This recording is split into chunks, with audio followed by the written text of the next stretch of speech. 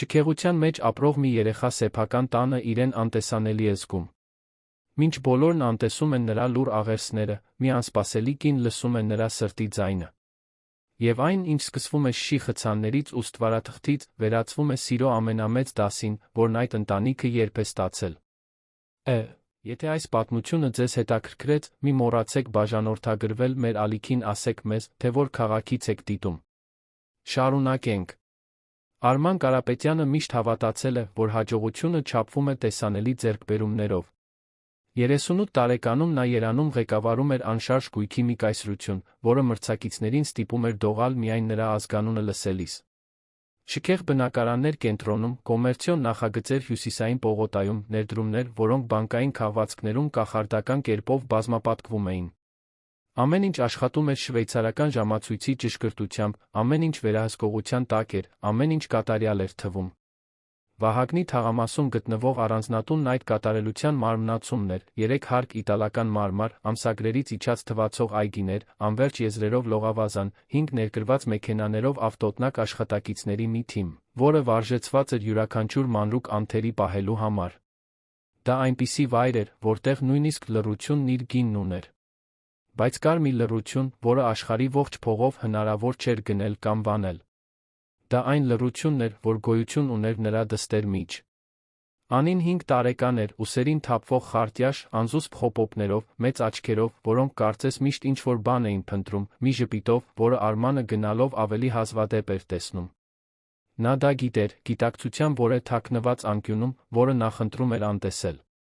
Գիտեր, որ աղջիկը վազում էր գրկելու իրեն, երբ տուն էր գալիս, բայց գրկախառնությունը տում էր ընդամենը վայրկյաններ, մինչ նա կազատվեր, պատճառաբանելով հոգնածություն, վաղը առավոտյան ժողով ստուգելու թղթեր։ Գիտեր, որ աղջիկը հարցնում էր, արդյոք նա ընտրելու է իր հետ, որ պատասխանը գրեթե միշտ ոչ էր։ Գիտեր, որ հանգստյան օրերին, երբ խոստանում էր նրան տանել զբոսայգի, միշտ ինչ-որ բան էր պատահում, ինչ-որ խնդիր, որը միայն ինքը կարող էր լուծել, ինչ-որ կարևոր հաճախորդ, որը չէր կարող սպասել։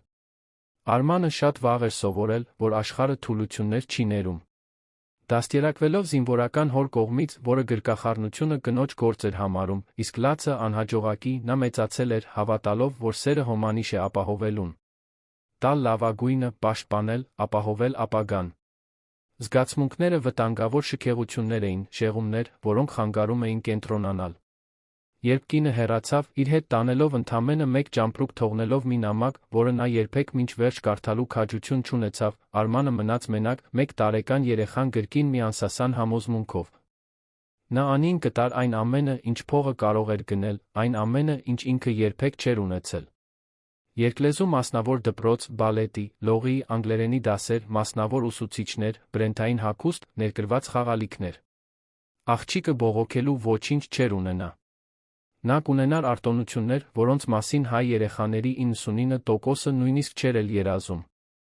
Այն, ինչ նա չէր նկատում կամ չէր ուզում նկատել, այն էր, որ անին թանկարժեք հագուստ չէր խնդրում։ Նա խնդրում էր, որ հայրս 5 րոպե մնա, լսելու դպրոցում նկարած իր նկարի մասին։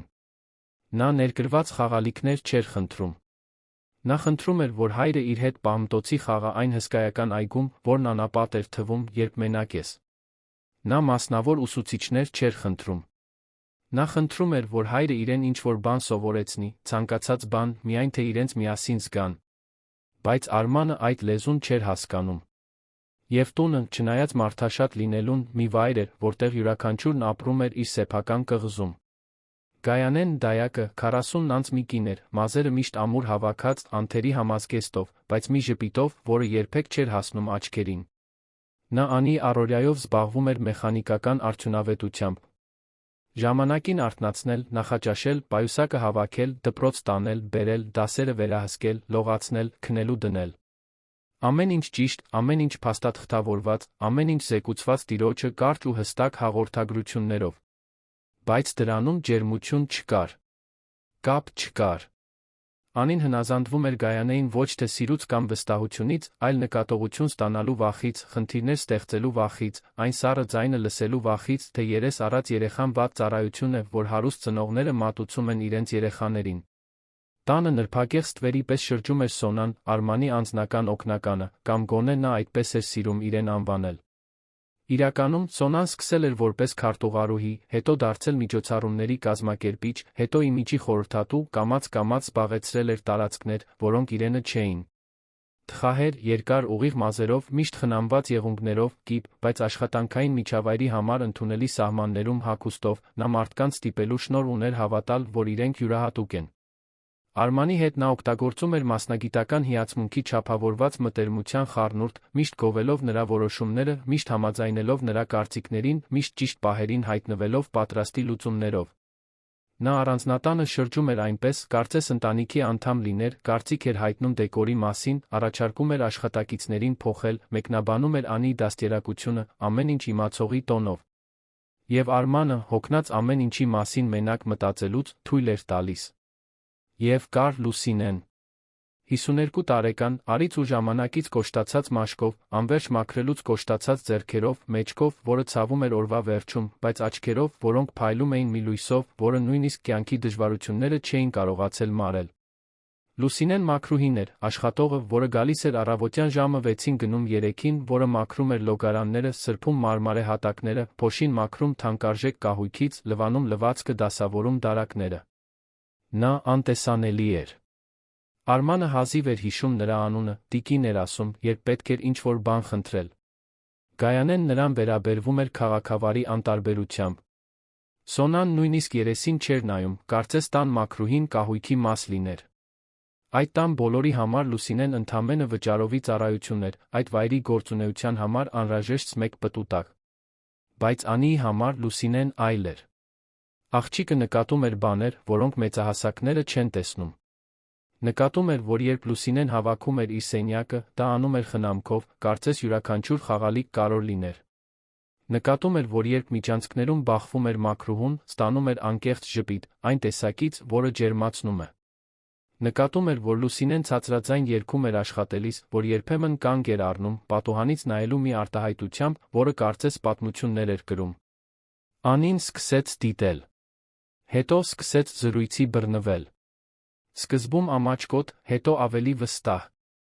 Եվ Լուսինեն, որը մենակ մեծացրել էր 3 կրտսեր եղբայրներին, երբ ծնողները ստիպված էին եղել հեռանալ, որն աշխատել էր 12 տարեկանից, որը սովորել էր գիշերները, ցերեկները տներ։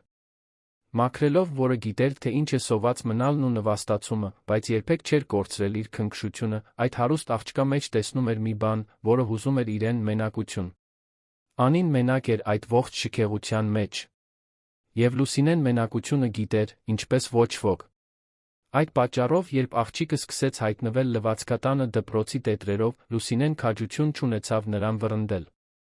Սկզբում դա պարզապես լուռ ընկերակցություն էր։ Անին նստում էր աթոռակին, մինչ Լուսինեն լվացք էր ծալում։ Հետո աղջիկը սկսեց հարցեր տալ։ Եվ հետո եկան խոստովանությունները։ Անին պատմեց, որ ուսուցչուհին դպրոցում բարկանում է իր վրա։ Որ տառերը իմաստ չունեն։ Որ ինքը փորձում է, բայց չի կարողանում։ Որ մյուս երեխաներն արդեն կարդում են, իսկ ինքը դեռ կմկմում է։ Որ ամաչում է։ Որ կարծում է, թե բութ է։ Եվ երբ դա ասաց, խեղդվող ձայնով արցունքոտ աչքերով, Լուսինեն զգաց, թե ինչպես սիրտը սեղմվեց։ Նա ճանաչում էր այդ ցավը։ Դա նույն ցավն էր, որ զգացել էր, երբ ուսուցչուհին դասարանի առաջ ասել էր, թե աղքատ մարդիկ մի նույն է ապագա չունեն։ Դա նույն ցավն էր, որ տեսել էր կրտսեր եղբոր աչքերում, երբ նրան պետական դպրոցում դասարանում էին թողել, որովհետև ոչ ոք համբերություն չէր ունեցել ճիշտ սովորեցնելու։ Լուսինեն գիտեր, որ խելքը փողի հետ կապ չունի, որ ոչ մի երեխա բութ չէ։ Երեխան, որը չի սովորում, այն երեխան է, որին ճիշտ ձով չեն սովորեցնում։ Եվ եթե կար մի բան, որ Լուսինեն գիտեր անել, դա համբերությամբ սովորեցնելն էր։ Սովորել էր տիկին Շուշանից, թոշակի անցած մի ուսուցչուհուց, որն անվճար լրացուցիչ դասեր էր տալիս այն թաղամասում, որտեղ ինքը մեծացել էր։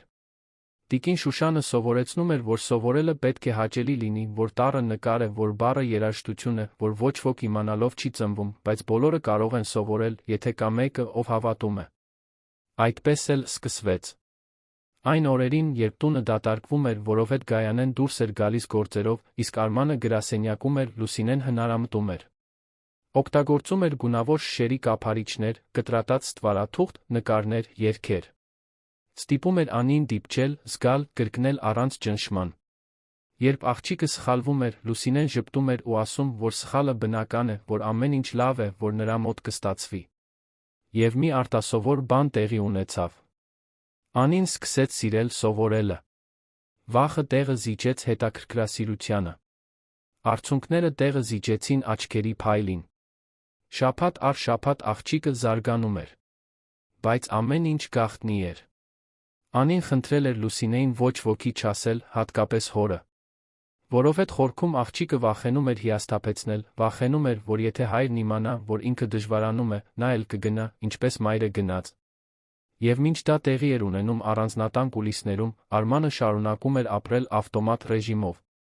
Ժողովներ, պայմանագրեր, կայծակնային գործուղումներ Գյումրի կամ Դիլիջան, գործնական ընթրիքներ, հասարակական միջոցառումներ, որտեղ պետք էր ելալ։ Նա վճարում էր ամեն ինչի համար, ստորագրում էր ամեն ինչ, հաստատում էր ամեն ինչ, բայց ոչինչ չէր տեսնում։ Չէր տեսնում դպրոցի նամակները, որոնք Գայանեն թաքցնում էր պայուսակի խորքում, որովհետև Սոնան ասում էր, որ լրացուցիչ պարապմունքները աղքատների բան են վարկաբեկում են իմիջը։ Չէր տեսնում Անիի գնալով ավելի մարող հայացքը, երբ ինքը գալիս էր ու միանգամից գնում գրասենյակ։ Չէր տեսնում, որ դուստրը սովորում էր սուտ ժպտալ, ասել, որ ամեն ինչ լավ է, երբ լավ չէր, կուլ տալ տխրությունը, որպեսզի հոգս չպատճառի։ Մինչ որ մի երեքշաբթի օր ամեն ինչ փոխվեց։ Արմանի մի ժողով վերջին պահին չեղարկվեց։ Հաճախորդը հաղորդագրությամբ հրաժարվել էր գործարքից, ինչը հազվադեպ էր պատահում, ինչը նրան խորապես զայրացրեց։ Նա որոշեց տուն վերադառնալ ավելի շուտ, մի բան, որ ամիսներով չէր արել։ Ժամը 4:40 էր, երբ մեքենան կայանեց ավտոտնակում։ Տունը չափազանց լուռ էր, կամ գոնե նա այդպես էր կարծում, մինչ բացեց հյուրասենյակի դուռը։ Այն, ինչ տեսավ, նրան ամբողջովին քարացրեց, կարծես ստամոքսին հարված ստացած լիներ։ Հյուրասենյակը, որ միշտ անթերի էր, վերափոխվել էր։ Տետրեր էին սփռված մարմարե հատակին, հին գրքեր բացված, տառերի տեսքով կտրատված ստվարաթղթի կտորներ, գունավոր կափարիչներ շարքեր կազմած, նկարներ կպցված պատերին սկոթչով։ Եվ այդ ամենի կենտրոնում, հատակին խաչած ոտքերով նստած, Լուսինեն էր, մաքրուհին, մի փոքր ճմրթված համազգեստով հապճեպ հավաքած մազերով։ Նրա կողքին Անին էր, դեռ դպրոցի համազգեստով, գուլպան իջած մինչ գոճը, կոշիկի քուղերը քանդված, բայց դեմքին մի արտահայտություն, որը Արմանը վաղուց չէր տեսել, մաքուր կենտրոնացում, իրական ներգրավվածություն, հայտնագործությունից փայլող աչքեր։ Աղջիկը փորձում էր կափարիչներով բառ կազմել։ Լուսինեն հին տետր էր բռնել, մատնացույց էր անում մի տառ, ստիպում Անին կրկնել հնչյունը, քաջալերում այն ժպիտով, որը գալիս էր ներսից։ Եվ երբ Անին ճիշտ արեց, կափարիչները ճիշտ հերթականությամբ դասավորելով կազմելով կատու բառը, նա այնպիսի անկեղծ ուրախության ճիչ արձակեց, որ Արմանի սիրտը սեղմվեց մի ձով, որի անունը նա չգիտեր։ Դա իսկական ուրախություն էր։ Դա սեփական անձով հպարտանալն էր։ Դա կյանք էր։ Արմանը կանգնած մնաց դռան մոտ, անկարող շարժվելու։ Ոտքերը կարծես կապարից լինեին։ Կոկորդը չորացավ։ Կուրծքը սեղմվեց ջախջախիչ ուժով։ Նա ուզում էր գոռալ, բայց չգիտեր, զայրույթից, զարմանքից, թե ամոթից։ Ուզում էր գործել, բայց չգիտեր ինչպես։ Որովհետև այնտեղ, այդ հատակին, տեղի էր ունենում մի բան, որը նրա ողջ փողը չէր կարողացել գնել։ Իր դուստրը սովորում էր։ Երջանիկ էր։ Իրականում նկատված էր։ Եվ դա ապահովողը ոչ թե թանկարժեք դայակն էր, որին նա տարիներով վճարում էր, ոչ թե մասնավոր ուսուցիչները, որոնք ժամի համար հսկայական գումար էին պահանջում, ոչ թե ինքը։ Դա մաքրուհին էր։ Այն կինը, որի աչքերին նա հազիվ էր նայում։ Այն կինը, որը նվազագույն աշխատավարձ էր ստանում, 2 տրանսպորտ էր փոխում, ամեն օր այնտեղ հասնելու համար։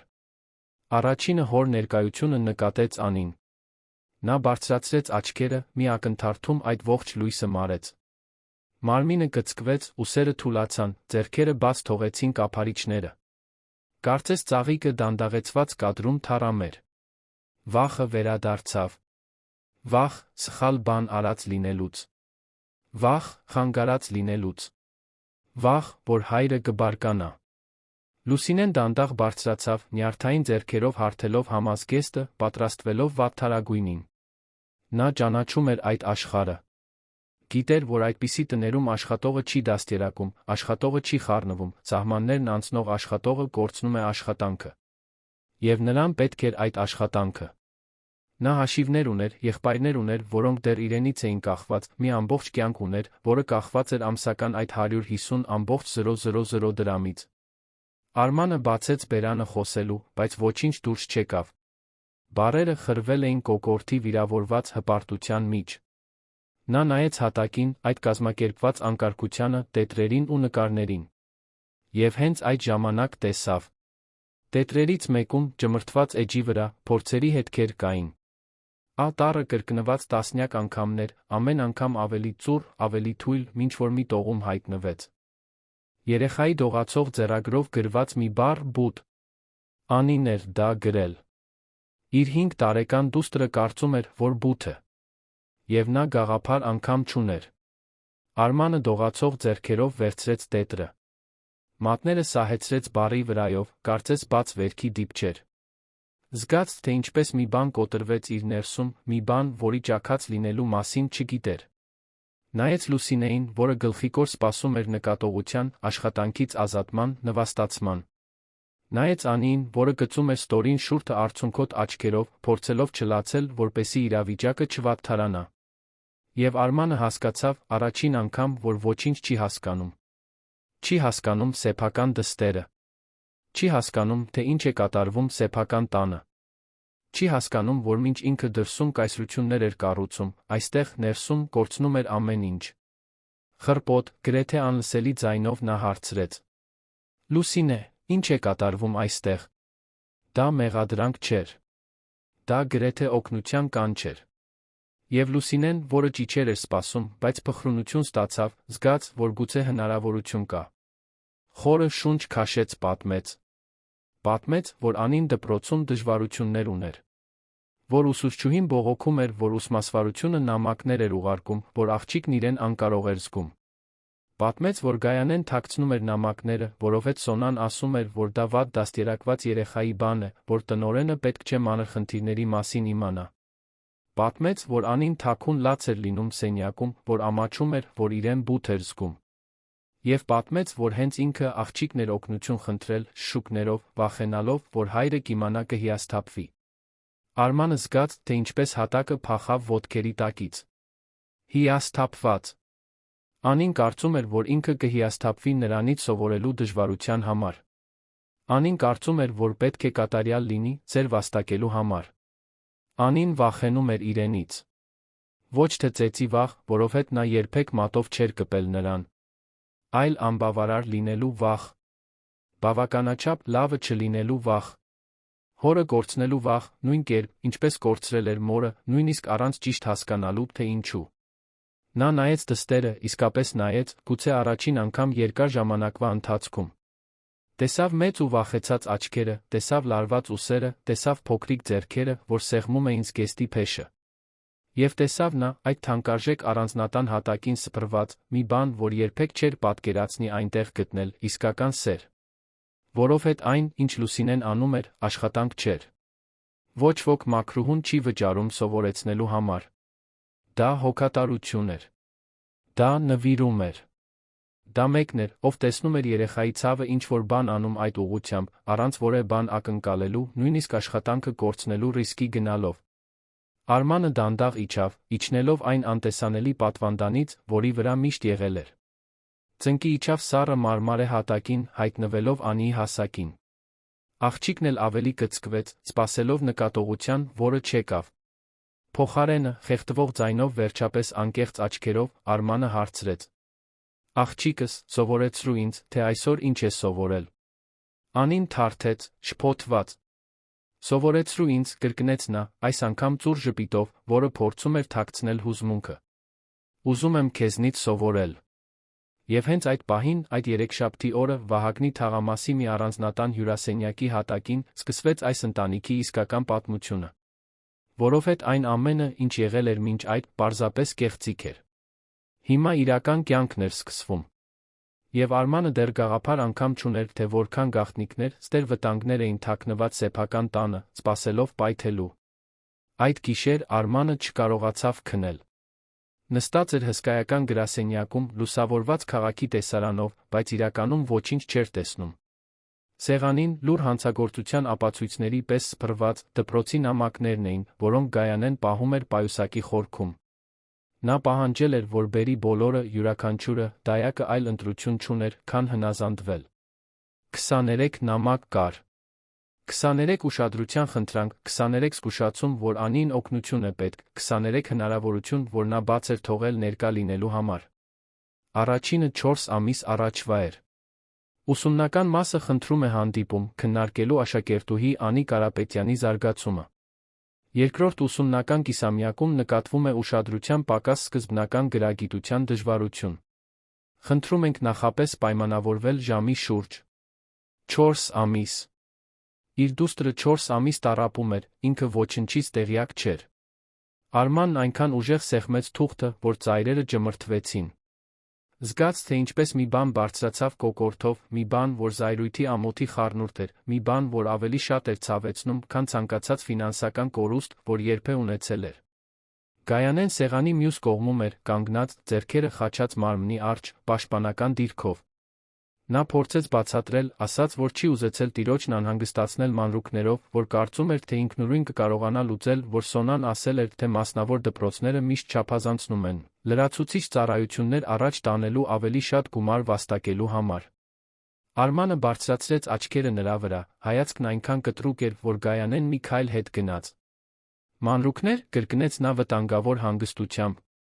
Իմ դուստրը կարծում է, որ բութ է, դա քեզ համար մանրուք է։ Գայանեն բացեց բերանը, փակեց, չիմացավ ինչ ասել։ Արմանը վեր կացավ, շրջանցեց սեղանը, կանգնեց նրանից մի քանի սանտիմետր հեռու։ Քեզ վարձել են իմ դստերը խնամելու համար։ Խնամել նշանակում է պաշտպանել։ Նշանակում է ուշադիր լինել։ Նշանակում է ինձ տեղյակ պահել, երբ ինչ-որ բան այն չէ։ Դու ձախողվել ես։ Գայանեն զգաց, թե ինչպես ոտքերը դողացին։ Փորձեց վիճել, ասաց, որ միշտ ամեն ինչ ճիշտ է արել, որ խստորեն հետել է առօրյային, որ աղջիկը միշտ մաքուր է եղել, կերակրված ժամանակին դպրոցում։ Բայց Արմանը նրան ընդհատեց ձեռքի կտրուկ շարժումով։ Իմ դուստրը շունչ է, որին կեր ու լողանալ է պետք, ասաց նա, յուրաքանչյուր բառ հիասթափությամբ էր ներծծված։ Նա երեխա է։ Երեխա, որը տառապում է։ Եվ դու դա թաքցրել ես ինձնից։ Ինչո՞վ։ Գայանեն խորը շունչ քաշեց, հենց այդտեղ բաց թողեց։ Որովհետև Սոնան ասաց, որ պարոնը արդեն իսկ շատ խնդիրներ ունի, որ հարուստի երեխային լրացուցիչ պարապմունք պետք չէ, որ դա դպրոցի հորինած բաներն են։ Ասաց, որ եթե ես այդ հիմարությունները ձեզ ներկայացնեմ, կթվա, թե ես իմ գործը չգիտեմ։ Ասաց, որ ավելի լավ է ձացնել, թե ամեն ինչ կարգին է, մինչ անցնի։ Արմանը զգաց, թե ինչպես արյունը գլխին խփեց։ Սոնա։ Միշտ Սոնա։ Օգնականը, որը հայտնվել էր իր կյանքում 2 տարի առաջ, բիզնես կառավարման մասին դասախոսությունից հետո առաջարկելով խորհրդատվական ծառայություններ, որոնք կամաց-կամաց այլ բանի էին վերածվել։ Նա սկսեց կազմակերպել օրակարգը, հետո սկսեց կարծիք հայտնել ներդրումների մասին, հետո տան, հետո աշխատակիցների թիմի, հանկարծ ամեն տեղ էր, ամեն ինչ վերահսկում էր, կարծես տան տերը լիներ։ Եվ Արմանը, հոգնած մենակ որոշումներ կայացնելուց, թույլ էր տվել։ Վստահել էր։ Տեղ էր տվել։ Եվ հիմա բացահայտում էր, որ այդ կինը մանիպուլյացիայի էր ենթարկում նույնիսկ իր սեփական դստեր կյանքը։ Որտեղ է Սոնան հիմա, հարցրեց Արմանը։ Գայանեն ասաց, որ նա շուտ էր գնացել, պատճառաբանելով անձնական հանդիպում։ Արմանը վերցրեց հեռախոսը, հավաքեց նրա համարը, բայց միանգամից ընկավ ձայնային փոստ։ Եվս 2 անգամ փորձեց։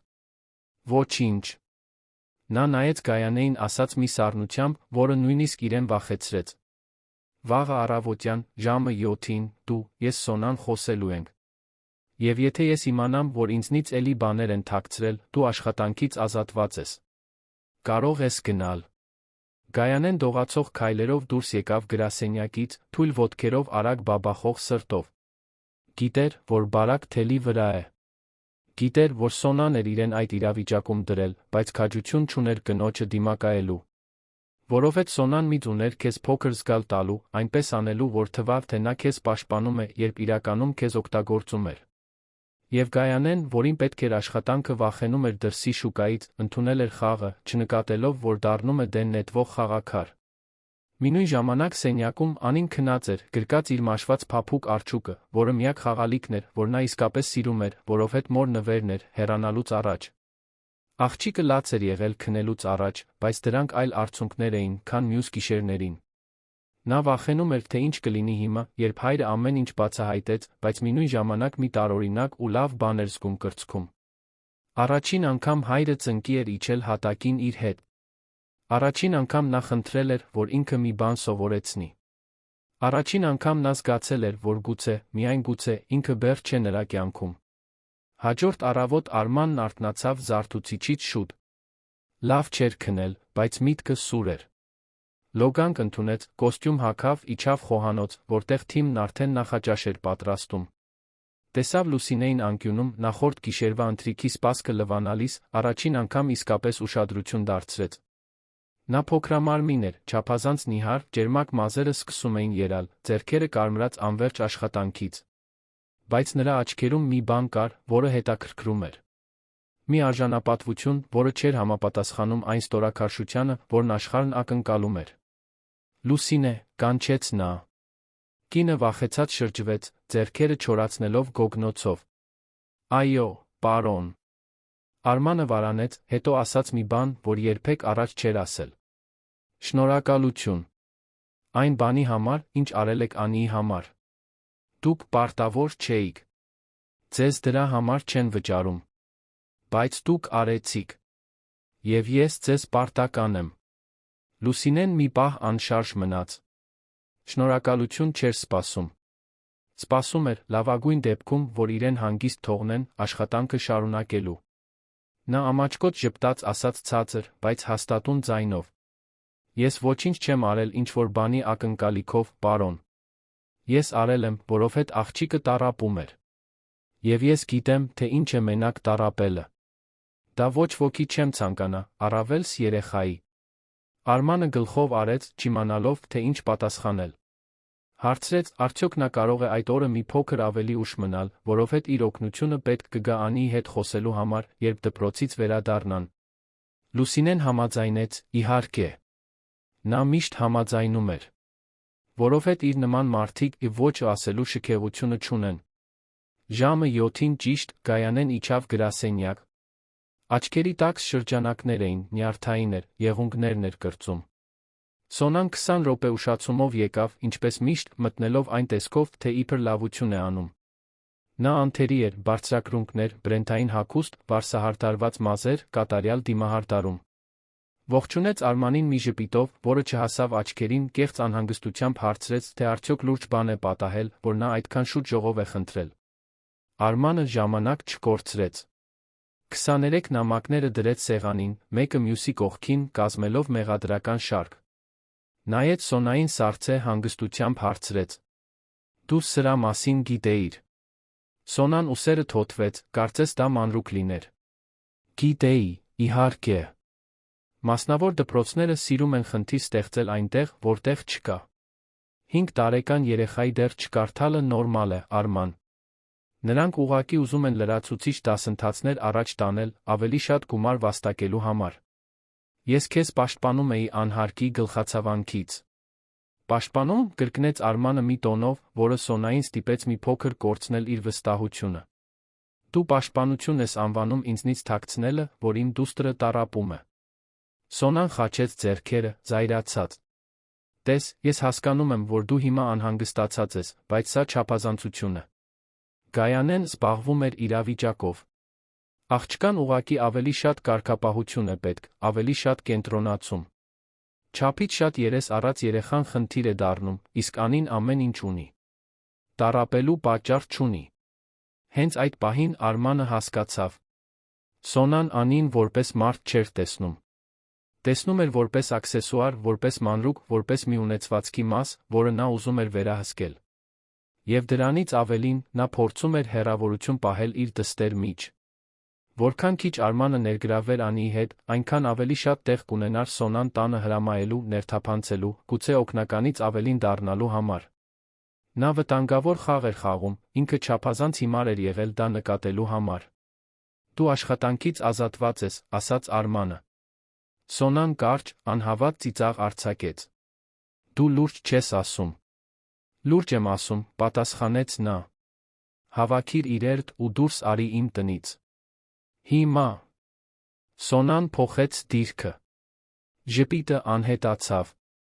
Աչքերը սառեցին։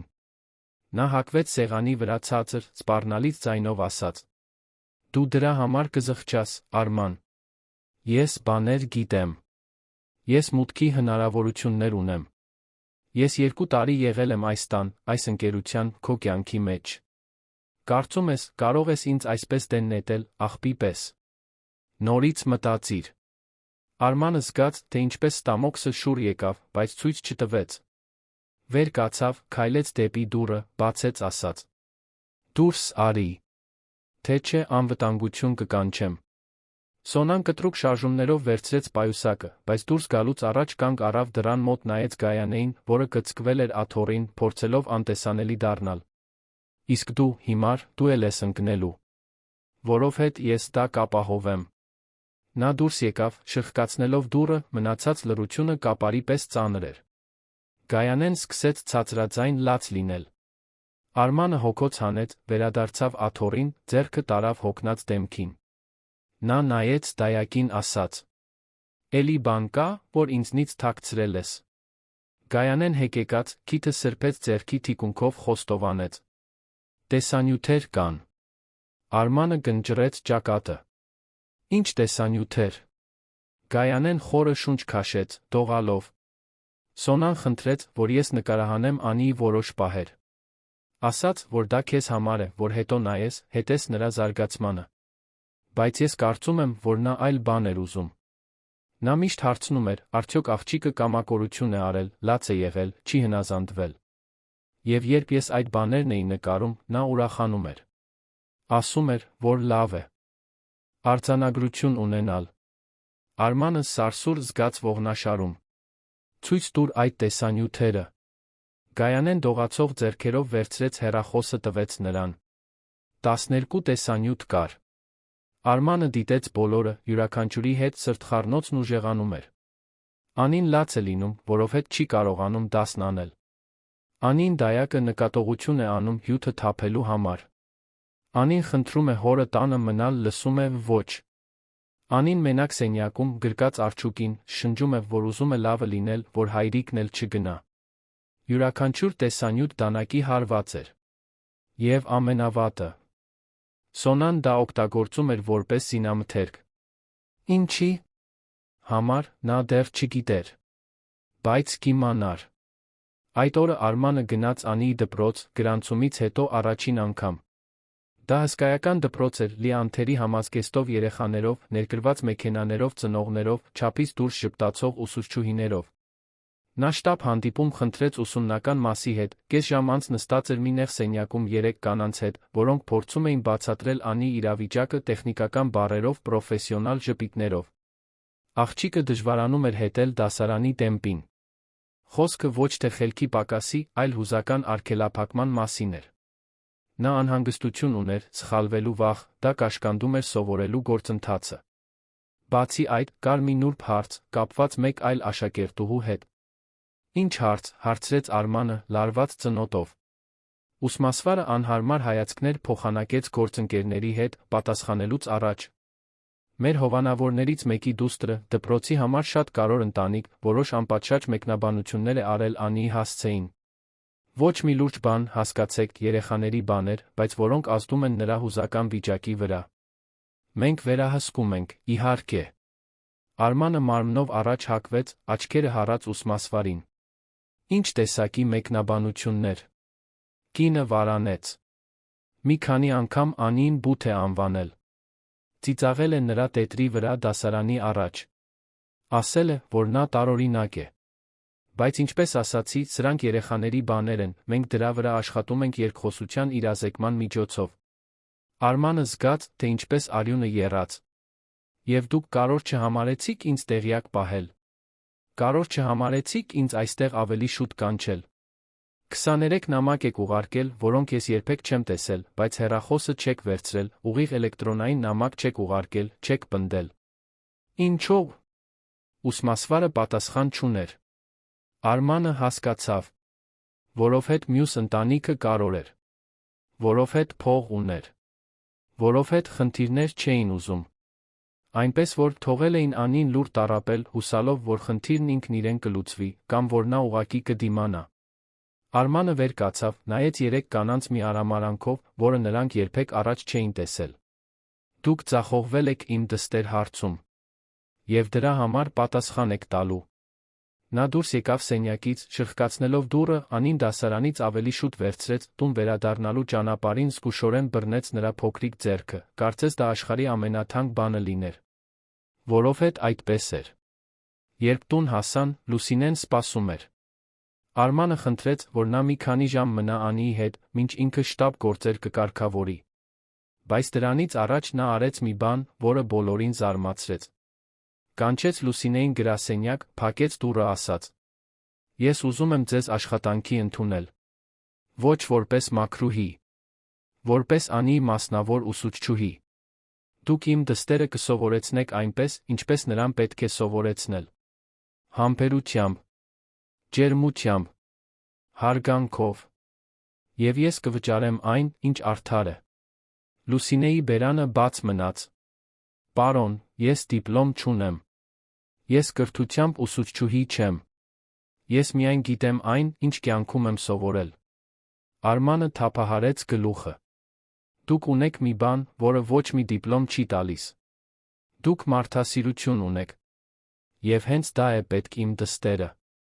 Լուսինեն զգաց, թե ինչպես աչքերը լցվեցին արցունքներով, բայց զսպեց։ Համաձայնեց, իհարկե։ Ինչպես մերժել երեխայի կյանքում իսկապես փոփոխություն մտցնելու հնարավորությունը։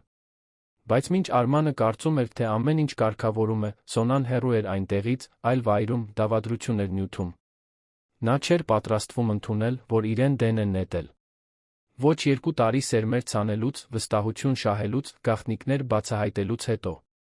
Նա ի սկզբանե ծրագիր ուներ։ Եվ այդ ծրագիրը ներառում էր անձնական օգնական լինելուց շատ ավելին։ Այն ներառում էր մի փաստաթուղթ, մի ժառանգություն, մի ընտանեկան գաղտնիք, որի մասին Արմանը գաղափար անգամ չուներ։ Եվ հիմա, երբ նա իրեն վռնդեց, Սոնան պատրաստվում էր հարձակվել։ Ամբողջ ուժով։ Եվ Անին կլիներ առաջին զոհը։ Հաջորդ շաբաթների ընթացքում Վահագնի թաղամասի առանձնատունը սկսեց իսկական կյանքով ապրել։ Արմանը փոխեց աշխատանքային գրաֆիկը, սկսեց գրասենյակից ավելի շուտ դուրս գալ, մերժեց գործուղումներ, որոնք առաջ առանց երկմտելու կընդուներ։ Տարիների մեջ առաջին անգամ նա ընթրում էր Անիի հետ։ Զրուցում էին։ Ավելի ճիշտ, նա էր փորձում զրուցել, որովհետև սկզբում աղջիկը միայն միավանք պատասխաններ էր տալիս, նայելով ափսեին, սպասելով, որ դա ժամանակավոր է, որ շուտով հայրը նորից կդառնա հեռու։ Բայց Արմանը պնդեց։ Հարցնում էր նրա օրվա, դասերի, խաղերի մասին։ Եվ կամաց, դանդաղ, ինչպես ծաղիկը թերթ առ թերթ բացվում է, Անին սկսեց բացվել։ Լուսինեն այժմ պաշտոնական գրաֆիկ ուներ։ Ցերեկվա 3-ից մինչ 6-ը նա ուսուցչուհի էր։ Պատին դիպլոմ չուներ, բայց ուներ անհամեմատ ավելի արժեքավոր բան, գիտեր, թե ինչպես սովորել է վերածել հաճույքի։ Օգտագործում էր երգեր, խաղեր, պատմություններ։ Ստիպում էր Անին ծիծաղել սովորելիս։ Եվ ամենակարևորը, երբ աղջիկը սխալվում էր, Լուսինեն անհամբեր հոգոց չէր հանում, ճակատը չէր կնճռում, այն դատապարտող լռությունը չէր պահում, որն ավելի շատ է վիրավորում, քան ցանկացած ճիչ։ Նա ժպտում էր ու ասում, համարյա ստացվեց, եկ նորից փորձենք, քո մոտ կստացվի։ Եվ Անին հավատում էր։ Կյանքում առաջին անգամ հավատում էր, որ իր մոտ կստացվի։ Արմանը երբեմն հեռվից հետում էր։ Կանգնում էր սենյակի դռան մոտ, աննկատ, տեսնելով երկուսին հատակին նստած, շրջապատված գունավոր մատիտներով, տետրերով, մանկական գրքույկներով։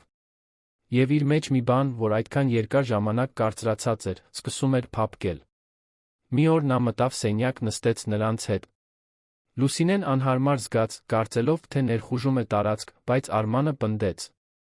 Ես էլ եմ ուզում սովորել, ասաց նա։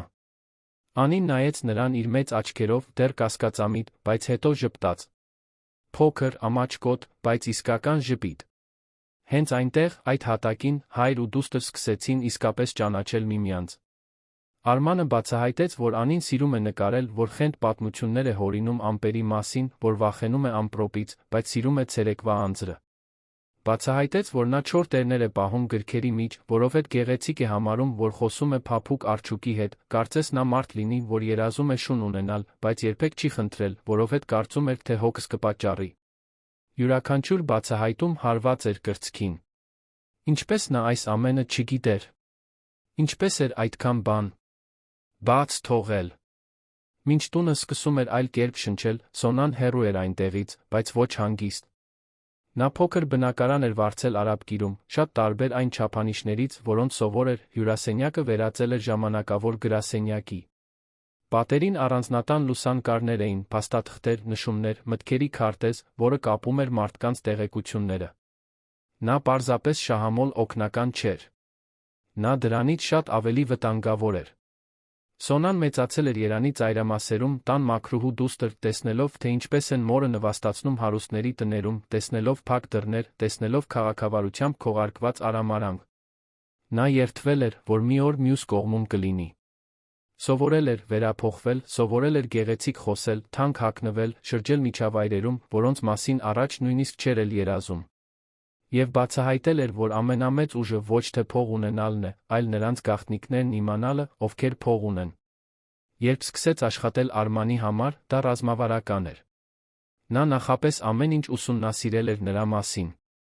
Բացահայտել էր, որ նա այրի է, ոչ, ավելի վատ, կնոջ կողմից լքված։ Բացահայտել էր, որ փոքր դուստր ունի։ Բացահայտել էր, որ աշխատամոլ է, միայնակ, վերահսկող։ Կատարյալ։ Այդպիսի տղամարդկանց հեշտ է մանիպուլյացիայի ենթարկել, որովհետև նրանք արդյունավետությունը շփոթում են հավատարմության հետ։ Նա դանդաղ մտավ նրա կյանք, առաջարկելով լուծումներ, հեշտացնելով խնդիրները, շահելով վստահությունը։ Եվ մինչ նա կազմակերպում էր նրա օրակարգը, նա կազմակերպում էր իր ծրագիրը։ Որովհետև Սոնան այնտեղ միայն աշխատավարձի կամ միլիոնատիրոջ երկրորդ կինը դառնալու հնարավորության համար չէր։ Նա կոնկրետ բանի հետից էր։ Մի փաստաթղթի։ Մի հին սեփականության վկայականի, որն ապացուցում էր, որ Արմանի ունեցվածքի մի մասը, ներառյալ ընկերությունը, ծագում էր հողերից, որոնք տասնամյակներ առաջ նրա հայրը կասկածելի կերպով էր գնել, հողեր, որոնք իրականում պատկանում էին մեկ այլ ընտանիքի, խլվել էին կեղծ պայմանագրի միջոցով։ Այդ փաստաթուղթը թաքնված էր այդ առանձնատան որևէ տեղ։ Եվ եթե Սոնան ձեռքը դներ դրա վրա, կարող էր շանտաժի ենթարկել Արմանին, կարող էր արտադատական համաձայնությամբ հսկայական տոկոս պահանջել, կարող էր ոչնչացնել նրա հեղինակությունը շուկայում։ Դա կատարյալ խարդախություն էր։ Եվ նա մոտ էր, այնքան մոտ, երբ Արմանն իրեն աշխատանքից ազատեց։ Հիմա նրան այլ ճանապարհ էր պետք։ Եվ հենց այդտեղ հայտնվեց Գայանեն։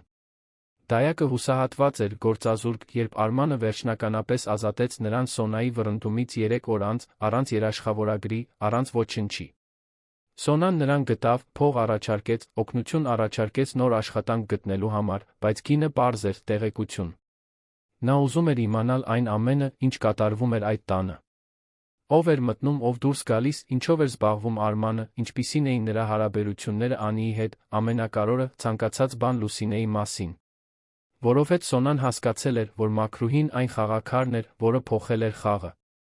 Եվ նա ատում էր չվերահսկելը։ Գայանեն, թույլ վախեցած, համաձայնեց։ Սկսեց տեղեկություններ փոխանցել։ Պատմեց, որ Արմանը փոխվել է, ավելի ներկա է, որ Անին երջանիկ է, որ Լուսինեն այժմ աղջկա ուսուցչուհին է, 3 անգամ ավելի շատ է վաստակում, քան առաջ։ Եվ յուրաքանչյուր տեղեկության հետ Սոնան ավելի էր զայրանում։ Այդ տունը պետք է փլուզվեր։ Արմանը պետք է հուսահատված, կորած լիներ, իր կարիքն ունենար։ Բայց տեղի էր ունենում հակառակը։ Նա լավ էր։ Եվ դա անընդունելի էր։ Հենց այդ ժամանակ Սոնայի մտքով մի գաղափար անցավ։ Եթե չի կարողանում տուն մտնել փաստաթուղթը փնտրելու, ապա կստիպի, որ տունը գա իր մոտ։ Նա կստեղծի մի իրավիճակ, որը կստիպի Արմանին փնտրել իրեն, բանակցել, բացթողումներ անել։ Եվ հորը հարվածելու ամենաարդյունավետ ձը երեխայի միջոցով է։ Նա սկսեց ուսումնասիրել Լուսինեին։ Բացահայտեց, թե որտեղ է նա ապրում, Շենգավիթի ծայրամասերում գտնվող մի թաղամասի փայտե տնակում։ Բացահայտեց, որ նա 3 եղբայր ունի, բոլորն արդեն մեծահասակ, բայց որոնք դեռ երբեմն ֆինանսապես կախված են իրենից։ Բացահայտեց, որ կրտսեր եղբայրը Դավիթը անցյալում վատ մարդկանց հետ էր շփվել, մանր հանցանքներ, ոչ մի լուրջ բան, բայց բավական մի պատմություն ստեղծելու համար։ Սոնան ծրագիր կազմեց։ Պատրաստվում էր լուրեր տարածել, թե Լուսինեն կասկածելի անցյալ ունի, որ նրա եղբայրը կապված է հանցավոր աշխարհի հետ, որ նա մտերմանում է Անիի հետ, ընտանիքին խաբելու, գողանալու, առանգելու համար, ցանկացած բան, որը Արմանին կստիպեր կասկածել։ Եվ դրա համար նրան դաշնակիցներ էին պետք։ Սկսեց զանգահարել Անիի դպրոցի որոշ մայրերի, նրանց, ովքեր սիրում են բամբասանք, նրանց, ովքեր ձանձրույթից ու սկանդալից արավից են տառապում։ Սերմը ցանեց։ Գիտեք, որ Արման Կարապետյանը առանց երաշխավորագրի մաքրուհի է վարձել, իր դստերը մասնավոր դասեր տալու։ Լսել եմ, որ կինը եղբայր ունի, որը բանտարկված է եղել։ Չգիտեմ, վտանգավոր է, չէ՞։ Երեխան այնքան փոքր է, այնքան խոցելի։ Երբեք չգիտես մարդկանց մտադրությունները։ Եվ սերմը արագ ծլեց։ Մեկ շաբաթից էլ քիչ ժամանակում մեկնաբանությունները սկսվեցին։ Մայրերի WhatsApp-ի խմբերում, դպրոցի դարպասի մոտ, հանգստյան օրերի ճաշերին։ Արման Կարապետյանը խելքը թռցրել է։ Անծանոթի է դրել դստերը խնամելու։ Իսկ եթե կինը վատ մտադրություններ ունի։ Իսկ եթե դա խարդախություն է։ Այդքան հարուստ մարդը միշտ թիրախ է։ Մարդիկ սիրում են տեսնել հզորների անկումը։ Եվ էլ ավելի են սիրում ստեղծել պատմություններ, որտեղ նրանք սեփական միամտության զոհն են։ Լուսինեն սկսեց զգալ փոփոխությունները։ Տարօրինակ հայացքներ, երբ Անին դպրոցից էր բերում։ Շշուկներ, որոնք դադարում էին, երբ նա անցնում էր։ Մի օր մայրերից մեկը մոտեցավ Արմանին դպրոցի դարպասի մոտ, կեղծ անհանգստությունը դեմքին։ Արման, ներողություն, որ խառնվում եմ, բայց բոլորը խոսում են ձեր որոշման մասին, առանց կրթության մարդու վրա դնել Անիի դաստիարակությունը։ Մենք գիտենք, որ դուք դժվար շրջան եք անցնում, մենք անհանգստանում ենք։ Համոզված եք, որ ճանաչում եք այդ կնոջ անցյալը։ Համոզված եք, որ կարող եք վստահել։ Արմանը զգաց, թե ինչպես զայրույթը բարձրացավ, բայց զսպեց։ Շնորհակալություն հայտնեց անհանգստության համար, վատ քողարկված հեգնանքով հեռացավ։ Բայց կասկածի սերմը ցանված էր։ Ոչ իր մեջ, դեռ ոչ, բայց շուրջ բոլորը։ Եվ սոցիալական ճնշումը մի բան է, որը դանդաղ քայքայում է։ Հաջորդ օրերին ավելի շատ մարդիկ մեկնաբանեցին։ Նրա գործընկերներից մեկը նշեց ճաշի ժամանակ։ Մի հաճախորդ հարցրեց, արդյոք ճիշտ է, որ նա անձնական խնդիրներ ունի։ Նույնիսկ նոր դայակը, որը վարձվել էր այն ժամերին խնամելու համար, երբ Լուսինեն չկար, մեկնաբանություն արեց։ Պարոն, չգիտեմ իմ տեղն է, թե ոչ, բայց Լուսինեն շատ մոտ է աղջկան։ Կարծում եմ, Անին հուզական կախվածություն է ձեռք բերում։ Կարող է վտանգավոր լինել, երբ նա հեռանա։ Արմանը հրամայեց կնոջը լռել իր գործով զբաղվել, բայց գիշերը մենակ սենյակում մտածեց։ Իսկ եթե ինքը միամիտ է։ Իսկ եթե Լուսինեն երկրորդ մտադրություններ ունի։ Իսկ եթե Անին վտանգի է ենթարկում։ Նա թափահարեց գլուխը, փորձելով վանել մտքերը։ Ոչ։ Նա տեսել էր, թե ինչ է արել Լուսինեն։ Տեսել էր նվիրումը, ջերմությունը, դստեր վերափոխումը։ Դա ձացնել չէր։ Այդպիսի սեր հնարավոր չէ ձացնել։ Բայց կասկածը, մի անգամ ցանվելով, դժվար է արմատախիլ անել։ Մինույն ժամանակ Լուսինեն զգում էր, թե ինչպես է ծանրությունը մեծանում։ Նա հիմար չէր։ Նկատում էր փոփոխությունները։ Նկատում էր, որ մարդիկ իրեն այլ կերպ են նայում։ Եվ վախենում էր։ Վախենում էր կորցնել այն աշխատանքը, որը փոխել էր իր կյանքը։ Վախենում էր հիասթափեցնել Անիին։ Վախենում էր, որ ամեն ինչ կվերադառնա նախկին վիճակին։ Մի գիշեր, երբ Անին քնեց, նա մնաց խոհանոցում թեյ խմելու, Արմանը հայտնվեց։ Նստեց նրա դիմացի աթոռին, մի բան, որ երբեք չէր անում։ Մի որոշ ժամանակ լուռ մնացին, մինչ նա հարցրեց. Լուսինե, պատմիր ինձ քո մասին։ Քո կյանքի մասին։ Քո ընտանիքի մասին։ Լուսինեն զարմացած նայեց նրան։ Դրան չէր սպասում։ Մտածեց ստել, բաց թողնել, բայց որոշեց, որ չի անի։ Եթե մինույն է ամեն ինչ կորցնելու է, թող որ դա լինի ճշմարտության համար։ Պատմեց դժվար մանկության ծնողների մասին, որոնք ստիպված էին եղել գյուղ գնալ, երբ ինքը 12 տարեկան էր, հիվանդ տատիկ-պապիկներին խնամելու, այն մասին, թե ինչպես մնաց երանում կրտսեր եղբայրների հետ, որովհետև բոլորին տանելու հնարավորություն չկար, այն մասին, թե ինչպես աշխատել է ամենուր, որտեղ հնարավոր էր, սեղանին հաց դնելու համար։ Պատմեց նվաստացումների, այն տների մասին, որտեղ աշխատել է իրեն վերաբերվել են ոչնչից էլ պակաս, այն անգամների մասին, երբ իրեն գողության մեջ են մեղադրել, միայն որովհետև աղքատ էր այնտեղ էր։ Պատմեց Դավիթի կրտսեր եղբոր մասին, որը մի որոշ ժամանակ մոլորվել էր, վատ մարդկանց հետ էր շփվել, սխալներ էր արել, բայց երբեք ոչ մի լուրջ բան, որն այսօր աշխատում էր ավտոարեստանոցում, փորձելով վերականգնել իր կյանքը։ Պատմեց տիկին Շուշանի թաղամասի ուսուցչուհու մասին, որն անվճար սովորեցնում էր նրանց, ովքեր ուզում էին սովորել, որն ամեն շաբաթ օր բացում էր իր տունը հյուրասենյակը վերածում ժամանակավոր դասասենյակի։ Հենց տիկին Շուշանից էր Լուսինեն սովորել, որ սովորեցնելը գիտելիք լցնելը չէ, այլ լույս վառելը։ Եվ հենց այդ լույսն էր նա փորձել վառել Անիի մեջ։ Արմանը լսում էր ամեն ինչ լուռ, առանց ընդհատելու։ Երբ նա ավարտեց, արցունքոտ աչքերով, բայց հաստատուն ձայնով, նա հարցրեց. «Իսկ դու ինձնից վախենում ես»։ Լուսինեն վարանեց, հետո գլխով արեց. «Վախենում եմ։ Վախենում եմ, որ պարոնը կկարծի, թե ես լավը չեմ։ Վախենում եմ, որ կհավատա այն բաներին, որ խոսում են։ Վախենում եմ կորցնել այն վստահությունը, որ պարոնը ցուցաբերել է իմ հանդեպ։ Որովհետև այդ վստահությունը փոխել է իմ կյանքը։ Եվ փոխել է նա Անիի կյանքը»։ Արմանը առաջ հակվեց, նայեց նրա աչքերին ասաց. «Ես բամբասանքներին չեմ հավատալու, Լուսինե։ Ես հավատալու եմ նրան, ինչ տեսել եմ։ Եվ այն, ինչ ես տեսել եմ, դա այն է, որ դուք փրկեցիք իմ դստերը, երբ ես չափազանց կույր էի տեսնելու, որ նրան փրկել է պետք։ Այնպես որ, մի վախեցեք։ Դուք իմ հարգանքն ունեք։ Եվ դա քիչ բան չէ»։ Լուսինեն բաց թողեց պահած շունչը, զգաց, թե ինչպես կուրծքը թեթացավ։ Բայց Արմանը նրան չպատմեց այն ճնշման մասին, որի տակ էր։ Չպատմեց, որ իրեն հարցաքննում են, դատում, որ իր հեղինակությունը վնասվում է այդ որոշման պատճառով։ Նա չէր ուզում, որ Լուսինեն իրեն մեղավոր զգա։ Բայց ճշմարտությունն այն էր, որ Սոնան հասնում էր իր ուզածին։ Նա մեկուսացնում էր Արմանին, ճաքեր ստեղծում, հող նախապատրաստում։ Եվ հետո տեղի ունեցավ մի բան, որը փոխեց ամեն ինչ։ Անին հրավիրել էին դասընկերուհու ծննդյան խնջույքին։ Արմանը տարավ, մնաց խնջույքին, որովհետև աղջիկը խնդրեց, հենց այնտեղ տեսավ։ Այն աղջիկը, որը նեղացնում էր Անիին, այն կարոր ընտանիքի դուստրը, խնջույքին էր։ Եվ երբ տեսավ Անիին, միանգամից գնաց սադրելու։ «Քո դայակին աշխատանքից ազատել են, հա»։ Լսել եմ, մայրս էր պատմում։ Իսկ հիմա քեզ մաքրուհի է սովորեցնում։ Ինչքան ծիծաղելի է։ Գրած կգամ, որ մի նույն է բութ կմնաս։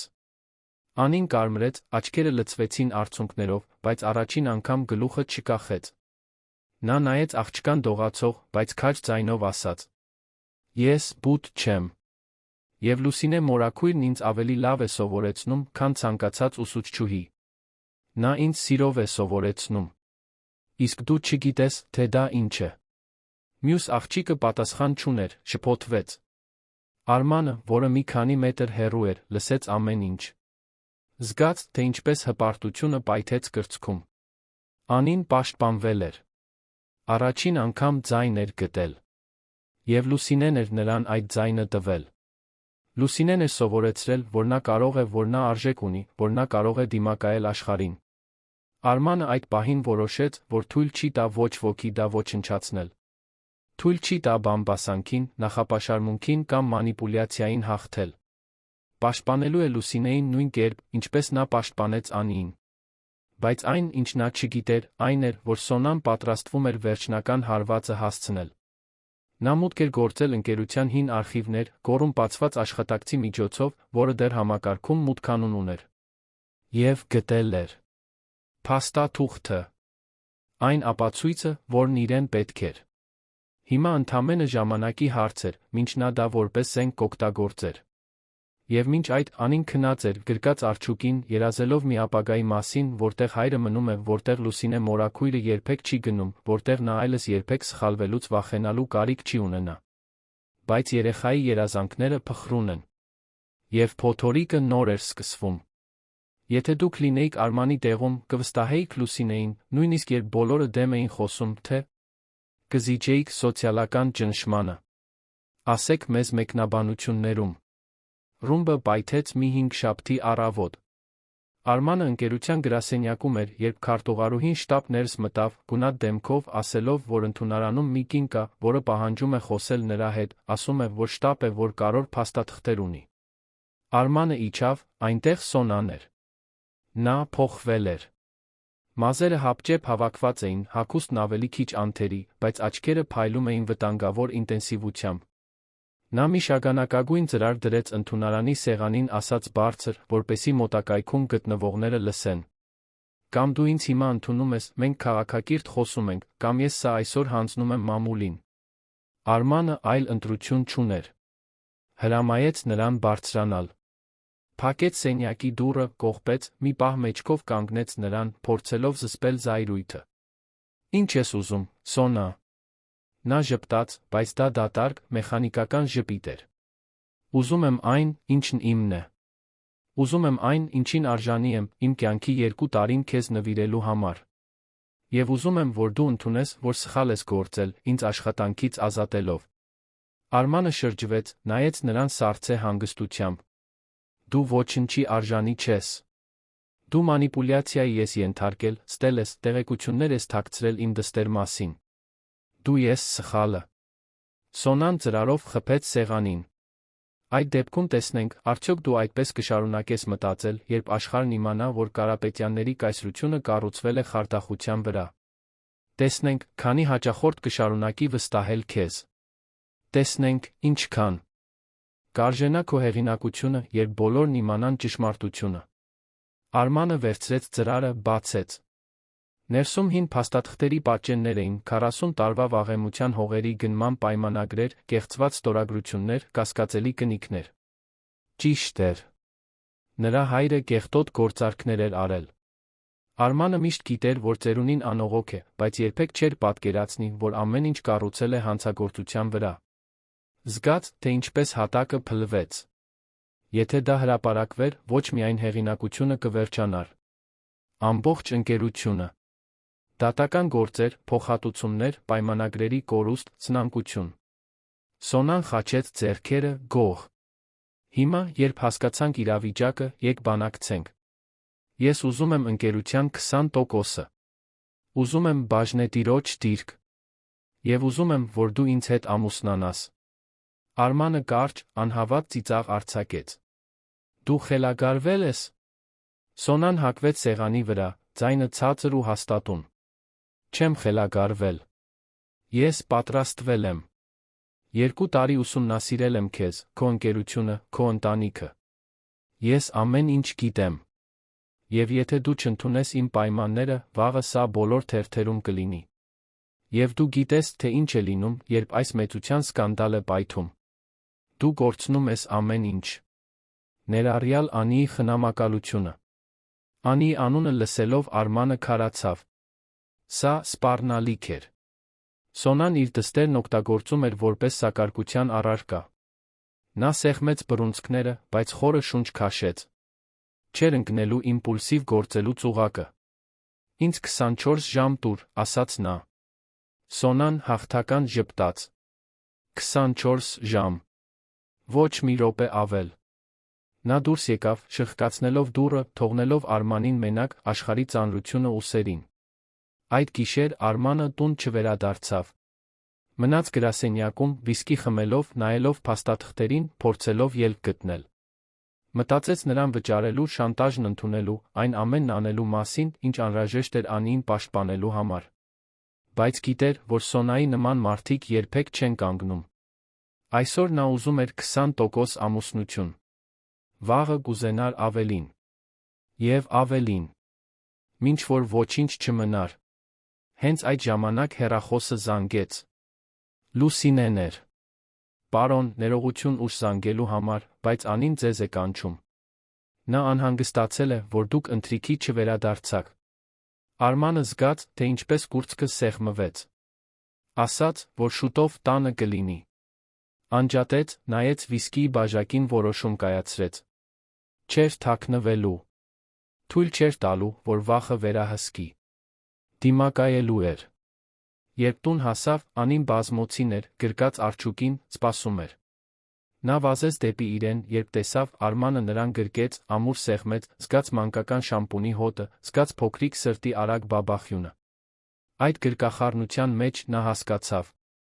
Կարևոր չէր, թե ինչ կլիներ ընկերության, փողի, հեղինակության հետ։ Կարևորը սա էր։ Այս երեխան, որը վերջապես վստահում էր իրեն, որը վերջապես իսկապես ժպտում էր, որը վերջապես երջանիկ լինելու հնարավորություն ուներ։ Եվ նա թույլ չէր տա ոչ ոքի դա ոչնչացնել։ Անին քնեցրեց, մի երգ երգեց, որի մասին նույնիսկ չգիտեր, որ հիշում է, մնաց մինչ նա քնեց։ Հետո իջավ խոհանոց, որտեղ Լուսինեն ընթրիքի սպասքն էր լվանում, նույնիսկ առանց արտաժամյա վարձատրության։ Նա նստեց միանգամից անցավ գործի։ Լուսինե, ինձ ձեր օգնությունն է պետք։ Նա չորացրեց ձեռքերը, շրջվեց դեպի նրան, անհանգստացած։ Ինչ է պատահել, պարոն։ Արմանը պատմեց ամեն ինչ։ Պատմեց Սոնայի, փաստաթղթերի, շանտաժի, սպառնալիքների մասին։ Լուսինեն լուռ լսում էր, Մարսելով։ Երբ նա ավարտեց, Լուսինեն հարցրեց. Իսկ պարոնը զիջելո՞ է։ Արմանը թափահարեց գլուխը։ Չգիտեմ։ Եթե չզիջեմ, ամեն ինչ կկորցնեմ։ Եթե զիջեմ, ընդմիշտ նրա պատանդը կմնամ։ Չգիտեմ, որ ճանապարհն ընտրել։ Լուսինեն մի աթոռ քաշեց, նստեց նրա դիմաց ասաց մի բան, որը փոխեց ամեն ինչ։ Պարոն, կարող եմ մի բան ասել, որ կյանքում եմ սովորել։ Այդ Սոնայի նման մարդիկ ուժ ունեն միայն այնքան ժամանակ, քանի դեռ մենք վախենում ենք։ Այն օրը, երբ մենք կորցնում ենք վախը, նրանք կորցնում են ամեն ինչ։ Ձեր հայրը սխալ բան է կառուցել կեղտոտ փողի վրա։ Բայց դուք կարող եք ճիշտ բան կառուցել ճշմարտության վրա։ Արմանը նայեց նրան, չհասկանալով։ Լուսինեն շարունակեց. Ճշմարտությունն ասեք, քանի դեռ նա չի ասել։ Ընդունեք ձեր հոր սխալը։ Վերադարձրեք այն, ինչ գողացվել է։ Վերակառուցեք ճիշտ ձով։ Ցավոտ կլինի, դժվար կլինի, բայց գոնե հանգիստ կքնեք։ Եվ Անին կմեծանա, տեսնելով, որ իր հայրն անում է ճիշտը, ոչ թե հեշտը։ Այնքան պարզ էր։ Այնքան ակնհայտ։ Բայց Արմանն այնքան խրված էր իշխանության վերահսկողության տրամաբանության մեջ, որ չէր տեսել։ Նա պետք չէր թաքցներ։ Պետք էր դիմակայեր։ Ընդուներ։ Ուղղեր։ Վերակառուցեր։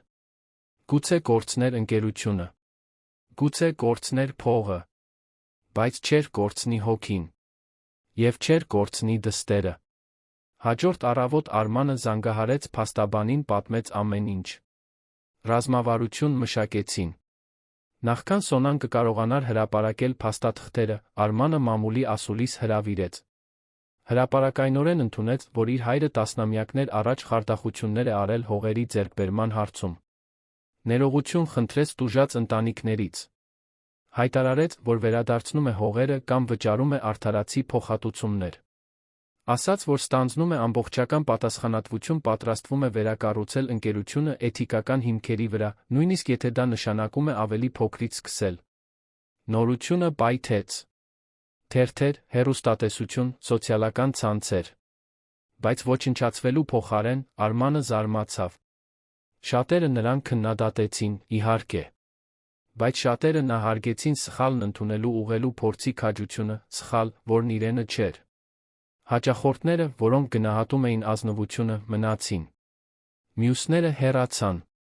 Ընկերությունը փոքրացավ։ Ունեցվածքը նվազեց։ Բայց Արմանը ավելի լավ էր քնում, քան տարիներ շարունակ։ Սոնան կատաղեց։ Նրա ծրագիրը կախված էր գաղտնիքից, շանտաժից, վախից։ Առանց դրա նա ոչինչ չուներ։ Փորձեց դատի տալ, փորձեց այլ մեղադրանքներ հորինել, բայց Արմանի փաստաբանը պատրաստ էր։ Եվ երբ նա փորձեց պնդել, որ ընկերության մի մասի իրավունքն ունի, որպես փաստացի բաժնետեր, Արմանը ներկայացրեց ստորագրված պայմանագրեր, որոնք ապացուցում էին, որ նա ընդամենը ժամանակավոր աշխատող է եղել, առանց որևէ բաժնետիրական կապի։ Սոնան պարտվեց։ Եվ ավելի վատ, հրապարակայնորեն բացահայտվեց որպես շանտաժիստ։ Ոչ ոք այլս չէր ուզում նրան աշխատանքի ընդունել։ Նա այրել էր սեփական կամուրջը։ Մինույն ժամանակ առանձնատանը կյանքն այլ կերպ էր ընթանում։ Արմանը կրճատեց աշխատակիցների թիմը ոչ թե խնայելու համար, այլ որովհետև ուզում էր ավելի պարզ ապրել։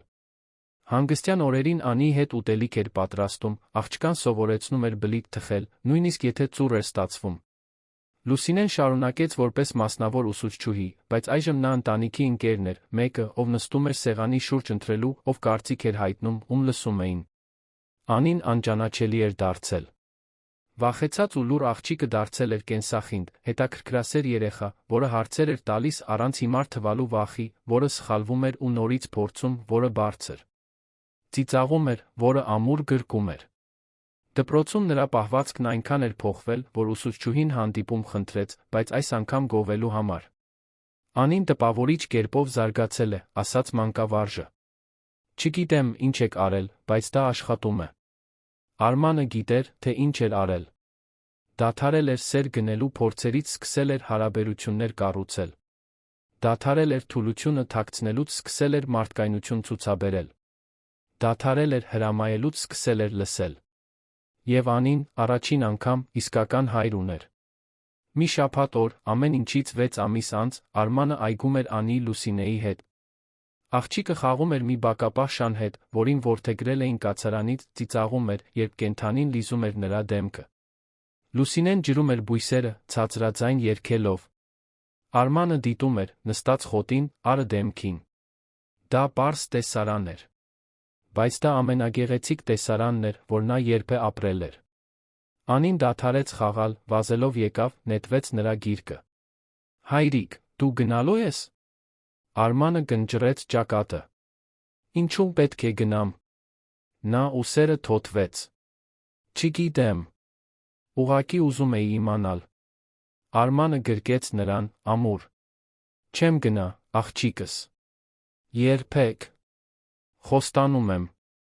Անին ժպտաց, այն հսկայական ժպիտով, որը լուսավորում էր ամեն ինչ։ Այդ դեպքում, լավ է։ Որովհետև ես քեզ սիրում եմ, հայրիկ։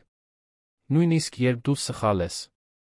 Նույնիսկ երբ դու չգիտես, թե ինչպես ճիշտ բլիթ թխել։ Արմանը թաց ծիծաղ արձակեց, աչքերը լի։ Ես էլ եմ քեզ սիրում, Անի։ Այս աշխարհում ամեն ինչից շատ։ Եվ դա առաջին անգամն էր, որ նա դա իսկապես ասաց։ Իսկապես զգալով։ Իսկապես հավատալով։ Այդ գիշեր, երբ Անին քնեց, Արմանը գրասենյակում թղթեր էր դասավորում, երբ մի հին ծրար գտավ դարակի խորքում։ Ճանաչեց ձեռագիրը։ Նախկին կնոջն էր։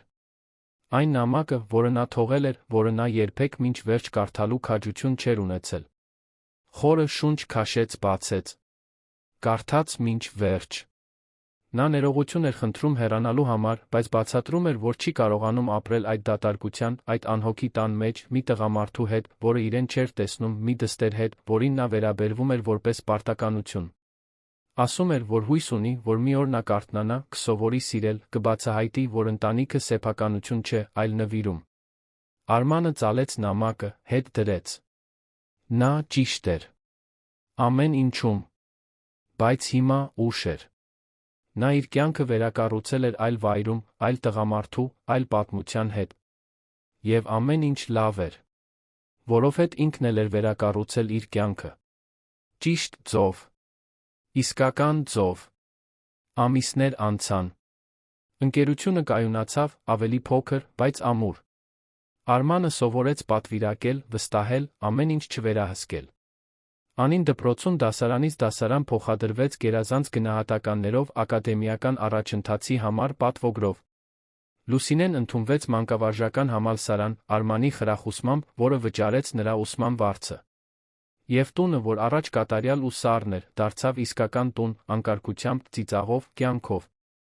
Մի գիշեր Արմանը գտավ Անիին սենյակում նկարելիս։ Նա նկարել էր իրենց երեքին, իրեն, հորը Լուսինե մորաքրոջը, բոլորը ձեռք-ձեռքի տված, վերում հսկայական արով ոտքերի մոտ շնիկով։ Ներքում, խնամքով գրված տառերով, մեծ ու հպարտ գրված էր հենց Անիի կողմից մի արտահայտություն, որն ամփոփում էր ամեն ինչ։ Իմ ընտանիքը։ Արմանը վերցրեց նկարը, դրեց լուսանկարի շրջանակի մեջ, կախեց գրասենյակում։ Ամեն օր, երբ նստում էր աշխատելու, նայում էր դրան։ Եվ հիշում։ Հիշում, որ քիչ էր մնում ամեն ինչ կորցներ հպարտության պատճառով։ Հիշում, որ փրկությունը եկավ այնտեղից, որտեղից ամենաքիչն էր սպասում։ Հիշում, որ սերը չեն գնում, այլ կառուցում են։ Եվ հիշում, որ երբեմն պետք է կորցնել ամեն ինչ, շահելու համար այն, ինչն իսկապես կարևոր է։ Որովհետև ի վերջո այն, ինչ փրկեց այդ ընտանիքը, ոչ թե փողն էր, ոչ թե իշխանությունը, ոչ թե կարգավիճակը։ Դա շշի կափարիչն ու ստվարաթուղթն էր։ Դա համբերությունն ու ջերմությունն էր։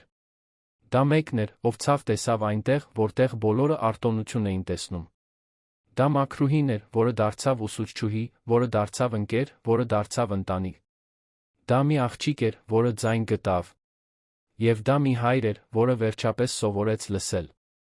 Սոնան փորձեց իր կյանքը վերակառուցել այլ քաղաքում, բայց արատավորված հեղինակությունը հետեց նրան։ Վերջում աշխատում էր միջակ աշխատանքներում, միշտ դառնացած, միշտ մյուսներին մեղադրելով, երբեք չհասկանալով, որ անկումը կառուցել էր հենց ինքը։ Գայանեն աշխատանք գտավ մեկ այլ տանը, բայց այլս նույնը չէր, միշտ ուսի վրայով նայելով, միշտ բացահայտվելու վախով։ Եվ մինչ նրանք կրում էին սխալ ընտրությունների բեռը, Արմանը, Անին, Լուսինեն կառուցում էին մի բան, որը ոչ ոք չէր կարող ոչնչացնել։